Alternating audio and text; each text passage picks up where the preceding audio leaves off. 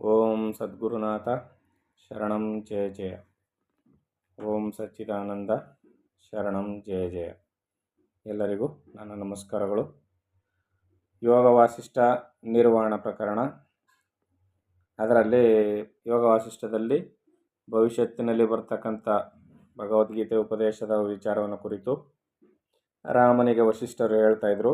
ಇದರಲ್ಲಿ ಕೃಷ್ಣನು ಅರ್ಜುನನಿಗೆ ಜ್ಞಾನೋಪದೇಶವನ್ನು ಮಾಡಬೇಕಾದ್ರೆ, ನೀನು ಕರ್ತೃತ್ವ ಭಾವವನ್ನು ಬಿಡು, ಎಲ್ಲವೂ ಪರಮಾತ್ಮನೇ ಹೌದು, ನೀನಲ್ಲದೆ ಇನ್ನೇನೂ ಇಲ್ಲ ಇಲ್ಲಿ ಅಂತ ಹೇಳಬೇಕಾದ್ರೆ ಮುಂದುವರೆದು ಹೇಳ್ತಾನೆ, ಶ್ರೇಷ್ಠವಾದ ತತ್ವಜ್ಞಾನವನ್ನು ಆಶ್ರಯಿಸಿ ನಿರಾಸಕ್ತನಾಗಿರುವ ಮಹಾತ್ಮನು ಸರ್ವಕರ್ಮಗಳನ್ನು ಮಾಡುತ್ತಿದ್ದರೂ ಅವನಿಗೆ ಯಾವಾಗಲೂ ಕರ್ತೃತ್ವವು ಬರುವುದೇ ಇಲ್ಲ. ನಿರಾಸಕ್ತನಾಗಿ ಆತ್ಮನನ್ನು ಆಶ್ರಯಿಸಿ ಕರ್ಮವನ್ನು ಮಾಡಬೇಕು.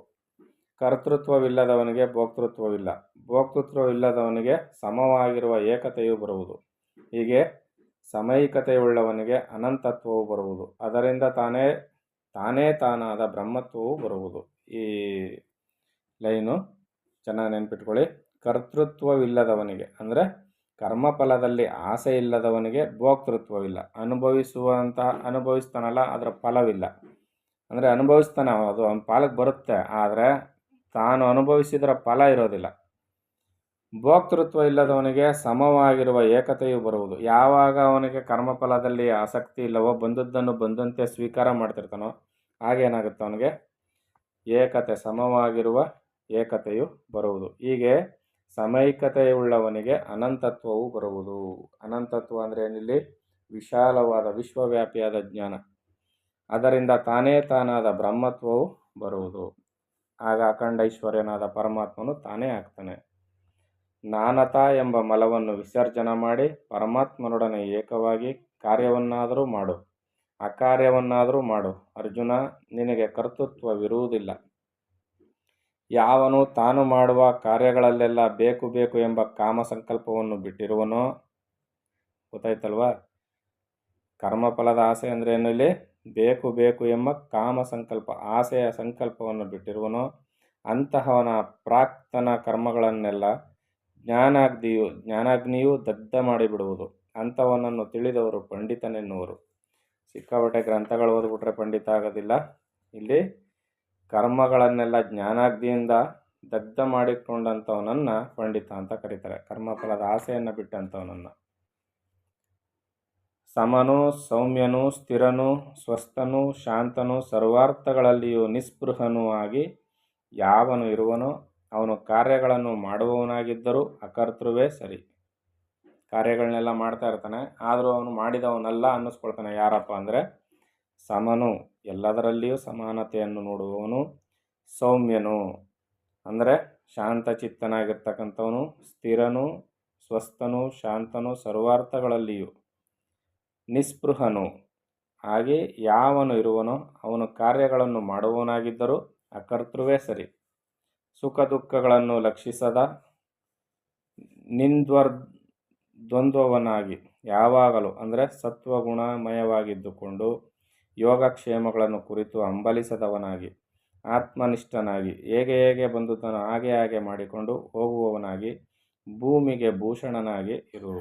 ಭೂಮಿಗೆ ಭೂಷಣನಾಗಿರ್ಬೇಕಂತ, ನಾವು ಮನೆಗೆ ಭೂಷಣರಾಗಿರೋದೇ ಕಷ್ಟ, ಭೂಮಿಗೆ ಭೂಷಣನಾಗಿರು ನೀನು ಅಂತ ಅರ್ಜುನನಿಗೆ ಕೃಷ್ಣನ ಉಪದೇಶ. ಕರ್ಮೇಂದ್ರಿಯಗಳನ್ನು ಕಟ್ಟಿ ಹಾಕಿ ಯಾವನು ಅವುಗಳ ವಿಷಯಗಳನ್ನು ಮನಸ್ಸಿನಲ್ಲಿ ಸ್ಮರಿಸುತ್ತಿರುವನೋ ಅವನು ಬುದ್ಧಿ ಇಲ್ಲದವನು, ಅವನು ಮಿಥ್ಯಾಚಾರಿಯು. ಏನು ಹೇಳ್ತಾ ಇದ್ದಾರೆ ಇಲ್ಲಿ? ಕರ್ಮೇಂದ್ರಿಯಗಳನ್ನು ಕಟ್ಟಿ ಹಾಕ್ಬಿಡೋದು. ನಾವು ಯಾವುದಾರ ಫಲವನ್ನು, ವಿಷಯ ವಸ್ತುಗಳನ್ನ ಅನುಭವಿಸ್ತೀವಿ ಇಂದ್ರಿಯಗಳ ಮೂಲಕ. ಕರ್ಮೇಂದ್ರಿಯಗಳನ್ನೆಲ್ಲ ಕಟ್ಟಾಕ್ಬಿಡೋದು ಬಲವಂತವಾಗಿ. ಆದರೆ ಆ ವಿಷಯದ ಚಿಂತನೆಯನ್ನು ಮನಸ್ಸಿನಲ್ಲಿ ಮಾಡ್ತಾನೆ ಇರೋದು. ಇವನು ಮಿಥ್ಯಾಚಾರಿ. ಇವನು ಅದರ ಬದಲು ಮಾಡಿಬಿಟ್ರೆ ಆಗುತ್ತೆ. ಅವನು ಕರ್ಮೇಂದ್ರಿಯ ಕಟ್ಟಾಕದೆ ಆ ಕರ್ಮವನ್ನು ಜರುಗಿಸ್ಬಿಟ್ರೆ ಸಾಂಗವಾಗಿ ಸಾಗುತ್ತದು. ಅದರಿಂದ ಇಲ್ಲಿ ಬಲವಂತವಾಗಿ ಕರ್ಮೇಂದ್ರಿಯಗಳನ್ನ ಕಟ್ಟಾಕೋದು ಬೇಡ, ಮನಸ್ಸಿನಲ್ಲಿ ವಿಷಯ ಚಿಂತನೆ ಮಾಡುವುದು ಬೇಡ. ವಿಷಯ ಚಿಂತನೆ ಮಾಡದೇ ಇದ್ದರೆ ಸಾಕು, ಕರ್ಮೇಂದ್ರಿಯಗಳನ್ನ ಕಟ್ಟಾಕುವ ಅವಶ್ಯಕತೆ ಇರುವುದೇ ಇಲ್ಲ.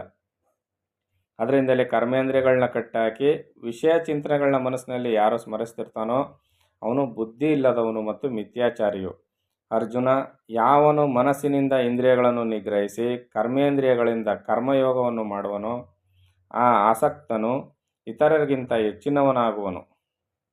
ಎಷ್ಟು ತುಂಬಿದರೂ ತುಂಬದೆಯೇ ಅಚಲವಾಗಿ ಸ್ಥಿರವಾಗಿರುವ ಸಮುದ್ರವನ್ನು ನದಿಗಳು ಪ್ರವೇಶಿಸಿ ಅಲ್ಲಿಯೇ ವಿಲೀನವಾಗಿ ಹೋಗುವ ಹಾಗೆ ಕಾಮಗಳೆಲ್ಲವೂ ಯಾವನನ್ನು ಪ್ರವೇಶಿಸಿ ಅಲ್ಲಿ ವಿಕಾರವನ್ನು ಉಂಟು ಮಾಡದೆ ಲಯವಾಗಿ ಹೋಗುವವೋ ಅಂಥವನು ಕಾಮಕಾಮಿಯಾಗುವುದಿಲ್ಲ. ಅದರಿಂದ ಅಂಥವನು ಶಾಂತಿಯನ್ನು ಹೊಂದುವನು. ಈ ರೀತಿಯಲ್ಲಿ ಅವನು ಶಾಂತತೆಯನ್ನು ಹೊಂದುತ್ತಾನೆ ಅಂತ ಇಲ್ಲಿ ಭಗವಂತನು ಹೇಳ್ತಾ ಇದ್ದಾನೆ. ಮುಂದುವರೆದು ಹೇಳ್ತಾನೆ, ಭೋಗಗಳನ್ನು ತ್ಯಜಿಸುವುದು ಬೇಡ, ಭೋಗಗಳನ್ನು ಕುರಿತು ಚಿಂತನೆ ಮಾಡುವುದು ಮಾತ್ರ ಬೇಡ. ಯಾವುದು ಹೇಗೆ ಹೇಗೆ ಬಂದರೆ ಹಾಗೆ ಹಾಗೆ ಅನುಭವಿಸುತ್ತಾ ಸುಖ ದುಃಖಗಳಿಗೆ ವಶನಾಗದೇ ಇರಬೇಕು. ರಹಸ್ಯಗಳಿವೆಲ್ಲ, ನಾವು ಹೇಗಿರಬೇಕು ಅನ್ನೋದಕ್ಕೆ. ಭೋಗಗಳನ್ನು ತ್ಯಜಿಸುವುದು ಬೇಡ, ಅಲ್ಲಿ ನೀನು ಯಾವುದೇ ಕರ್ಮಗಳನ್ನ ತ್ಯಜಿಸು ಅಂತ ಹೇಳ್ತಾ ಇಲ್ಲ. ಆದರೆ ವಿಷಯದ ಆಸಕ್ತಿಯನ್ನು ಬಿಡು, ವಿಷಯದ ಚಿಂತನೆಯನ್ನು ಬಿಡು, ಇಂದ್ರಿಯಗಳನ್ನ ಬಲವಂತವಾಗಿ ಕಟ್ಟಬೇಡ. ಯಾವ ಕರ್ಮ ಹೇಗೆ ಬರುತ್ತೋ ಅದನ್ನು ಸ್ವೀಕಾರ ಮಾಡು, ಅದರಂತೆ ನಡ್ಕೋ. ಭೋಗಗಳನ್ನು ತ್ಯಜಿಸುವುದು ಬೇಡ, ಆದರೆ ಭೋಗಗಳನ್ನು ಕುರಿತು ಚಿಂತನೆ ಮಾಡುವುದು ಮಾತ್ರ ಬೇಡ. ಭೋಗಗಳನ್ನ ನೀನೇನು ಬಿಟ್ಬಿಡಬೇಡ, ಆದರೆ ಇಂಥದನ್ನು ಭೋಗಿಸ್ಬೇಕು ಅಂತ ಅದರ ಕುರಿತಾಗಿ ಚಿಂತನೆ ಮಾಡೋದಿದೆಯಲ್ಲ, ಅದು ಬೇಡ.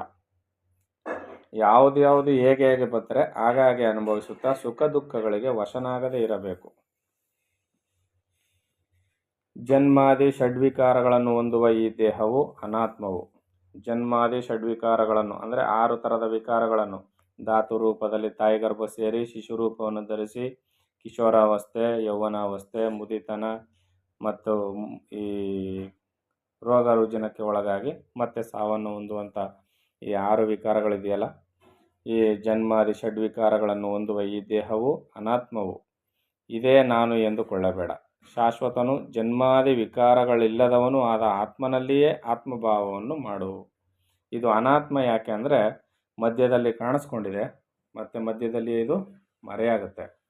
ಅದರಿಂದ ನೀನು ಇದಲ್ಲ, ನೀನು ಶಾಶ್ವತವಾದ ಆತ್ಮ, ನೀನು ಆತ್ಮಭಾವದಿಂದ ಇರು. ನೀನು ಎಲೈ ಮಹಾಬಾಹುವೆ, ದೇಹ ನಾಶವಾದರೆ ಏನೂ ನಾಶವಾಗುವುದಿಲ್ಲ, ಆತ್ಮನಾಶವಾದರೆ ಸರ್ವವೂ ನಾಶವಾಗುವುದು. ಹಾಗಾದರೆ ಆತ್ಮ ನಾಶ ಆಗುತ್ತಾ ಅಂದರೆ ಆತ್ಮನಿಗೆ ನಾಶವಿಲ್ಲ. ಆದರೆ ಆತ್ಮನು ಎಂದಿಗೂ ನಾಶವಾಗುವುದಿಲ್ಲ, ಅದರಲ್ಲಿ ಸಂದೇಹವೇ ಇಲ್ಲ. ಕೇವಲ ನಾಶವಾಗುವುದೇನು? ದೇಹ ಮಾತ್ರ. ಅದರಿಂದ ನಿನ್ನ ದುಃಖಕ್ಕೆ ಇಲ್ಲಿ ಕಾರಣವೇ ಇಲ್ಲ. ಚಿತ್ತವು ತಾನು ಎಂದುಕೊಳ್ಳದೆ ಆತ್ಮನು ಅಚಿತ್ತಾತ್ಮನು, ಆತನು ಎಂದಿಗೂ ನಾಶವಾಗುವುದಿಲ್ಲ.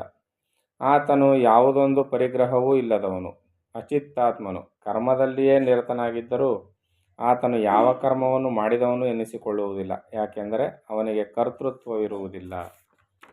ಈ ಕರ್ಮಯೋಗವನ್ನು ಸರಿಯಾಗಿ ಅರ್ಥ ಮಾಡ್ಕೋಬೇಕಾದ್ರೆ ಸ್ವಲ್ಪ ಶ್ರಮ ವಹಿಸಬೇಕು, ಯಾಕಂದರೆ ಅಷ್ಟು ಸುಲಭವಾಗಿ ಕರ್ಮಯೋಗ ಅರ್ಥ ಆಗೋದಿಲ್ಲ. ಆಸಕ್ತಿಯೇ ಕರ್ತೃತ್ವವು. ಏನು? ಕರ್ಮದಲ್ಲಿ ಆಸಕ್ತಿ, ಕರ್ಮ ಫಲದಲ್ಲಿ ಆಸಕ್ತಿ ಇರ್ತದಲ್ಲ, ಅದು ಕರ್ತೃತ್ವ. ಮನಸ್ಸಿನಲ್ಲಿ ಮೌರ್ಕವ್ಯ ಇದ್ದುದೇ ಆದರೆ ಯಾವ ಕರ್ತೃತ್ವವನ್ನು ವಹಿಸದಿದ್ದರೂ ಆಸಕ್ತಿ ಇರುವುದು. ಆದುದರಿಂದ ಮೊದಲು ಮೂರ್ಖತನವನ್ನು ತ್ಯಜಿಸಬೇಕು. ಉತ್ತಮನಾದ ತತ್ವಜ್ಞಾನ ಆದವನನ್ನು ಆಶ್ರಯಿಸಿ ನಿರಾಸಕ್ತನಾದ ಮಹಾತ್ಮನಿಗೆ ಆತನು ಸರ್ವಕರ್ಮಗಳನ್ನು ಮಾಡುತ್ತಿದ್ದರೂ ಯಾವ ರೀತಿಯಲ್ಲಿಯೂ ಕರ್ತೃತ್ವವು ಸಂಘಟಿಸುವುದಿಲ್ಲ. ಉತ್ತಮನಾದ ತತ್ವಜ್ಞಾನ ಆದವನನ್ನು ಆಶ್ರಯಿಸಿ, ಉತ್ತಮವಾದ ತತ್ವಜ್ಞಾನಿಯಾದ ಗುರುವನ್ನು ಆಶ್ರಯಿಸಬೇಕು. ಮೊದಲು ಆತನ ಮಾರ್ಗೋಪದೇಶದಂತೆ ನಡೆದು ಸಾಧನೆಯನ್ನು ಮಾಡಬೇಕು. ನಿರಾಸಕ್ತನಾದ ಆ ಮಹಾತ್ಮನಿಗೆ, ಯಾರು ಆ ರೀತಿಯಲ್ಲಿ ನಡ್ಕೊಳ್ತಾನ, ನಿರಾಸಕ್ತಿಯನಾದ ಮಹಾತ್ಮನಿಗೆ ಆತನು ಸರ್ವಕರ್ಮಗಳನ್ನು ಮಾಡುತ್ತಿದ್ದರೂ ಯಾವ ರೀತಿಯಲ್ಲಿಯೂ ಕರ್ತೃತ್ವವು ಸಂಘಟಿಸುವುದಿಲ್ಲ. ಆತನಿಗೆ ಕರ್ತೃತ್ವದ ಫಲ ಬರೋದಿಲ್ಲ, ಅವನು ಎಲ್ಲ ಕರ್ಮಗಳನ್ನೂ ಮಾಡ್ತಾ ಇರ್ತಾನೆ. ಆ ರೀತಿಯಲ್ಲಿ ನೀನಿರು. ಆತ್ಮನು ಅವಿನಾಶನು, ಆದಿ ಹಂತಗಳಿಲ್ಲದವನು, ಮುಪ್ಪಿಲ್ಲದವನು. ಆತನು ನಾಶವಾಗುವನೆಂಬ ಕೆಟ್ಟ ಬುದ್ಧಿಯು ದುಃಖಪ್ರದವು, ಅದು ನಿನಗೆ ಎಂದಿಗೂ ಬರದಿರಲಿ ಅಂತ ಪರಮಾತ್ಮನು ಹೇಳ್ತಾನೆ. ಉತ್ತಮರು, ಆತ್ಮನನ್ನು ಬಲ್ಲವರು ಆದವರು ಎಂದಿಗೂ ಆತ್ಮನು ನಾಶವಾಗುವನು ಎಂಬ ದೃಷ್ಟಿಯನ್ನು ಒಪ್ಪುವುದೇ ಇಲ್ಲ. ಆತ್ಮನನ್ನು ಬಲ್ಲ ಆತ್ಮಮಾನಿಗಳು ತಾವೇ ಆಗಿರುವ ಆತ್ಮನನ್ನು ತಮ್ಮ ಆತ್ಮನಲ್ಲಿಯೇ ಅನಾತ್ಮನಿಗಿಂತ ಬೇರೆಯಾಗಿರುವುದನ್ನು ಕಾಣುವರು. ಈ ರೀತಿಯಲ್ಲಿ ಹೇಳ್ತಾರೆ. ಅರ್ಜುನನೀಗ ಪ್ರಶ್ನೆ ಕೇಳ್ತಾನೆ. ಎಲೈ ಮಾಧವನೇ, ನೀನು ಹೇಳಿದಂತೆ ಆತ್ಮನು ನಾಶವಾಗುವುದಿಲ್ಲ ಎನ್ನುವುದಾದರೆ, ಎಲೈ ತ್ರಿಜಗನ್ನಾಥನೇ, ಆ ಸತ್ಯವನ್ನರಿಯದ ಮೂಢರಿಗೆ ತಾನೇ ದೇಹನಾಶವಾದಾಗ ಏನು ತಾನೇ ನಷ್ಟವಾಗುವುದು? ಪರಮಾತ್ಮನಿಗೆ ಕೇಳ್ತಾನೆ ಅರ್ಜುನ. ನೀನು ಹೇಳ್ದೆ ಅಲ್ಲಪ್ಪ ಕೃಷ್ಣ, ಆತ್ಮನು ನಾಶವಾಗುವುದಿಲ್ಲ ಅಂತ ನೀನು ಹೇಳ್ದೆ ಸರಿ, ಆದರೆ ಆ ಸತ್ಯವನ್ನು ಅರಿಯದ ಮೂಢರಿಗೆ ಈ ದೇಹ ನಾಶವಾದಾಗ ಏನು ತಾನೇ ನಷ್ಟ ಆಗುತ್ತೆ? ಏನು ನಷ್ಟ ಆಯಿತು ಅಂತ ಹೇಳ್ತಾರೆ ಅವರೆಲ್ಲ, ದುಃಖ ಪಡ್ತಾರಲ್ಲ ಯಾಕೆ? ಈಗ ಅಲ್ಲೇನು ನಷ್ಟ ಆಗೋದಿಲ್ಲ. ನಷ್ಟ ಆಗೋದೇನು, ದೇಹ ಹೋಗುತ್ತೆ, ದೇಹ ಬರುತ್ತೆ. ಆತ್ಮ ನಷ್ಟ ಆಗೋದಿಲ್ಲ, ಅವರು ಆತ್ಮನೇ ಆಗಿರ್ತಾರೆ. ಆದರೆ ಅವ್ರು ದುಃಖಿಸ್ತಾರಲ್ಲ ಯಾಕೆ? ಏನು ನಷ್ಟ ಆಯಿತು ಅವ್ರಿಗೆ ಅಂತ ಕೇಳ್ತಾನೆ. ಅದಕ್ಕೆ ಪರಮಾತ್ಮ ಏನು ಉತ್ತರ ಹೇಳ್ತಾನೆ ಅಂತ ಮುಂದಿನ ಆಡಿಯೋದಲ್ಲಿ ನೋಡೋಣ. ಎಲ್ಲರಿಗೂ ಒಳ್ಳೆಯದಾಗಲಿ. ಓಂ ಸದ್ಗುರುನಾಥ ಶರಣಂ ಜಯ ಜಯ. ಓಂ ಸಚ್ಚಿದಾನಂದ ಶರಣಂ ಜಯ ಜಯ. ಹರಿ ಓಂ ತತ್ಸತ್. ಹರಿ ಓಂ ತತ್ಸತ್. ಹರಿ ಓಂ ತತ್ಸತ್.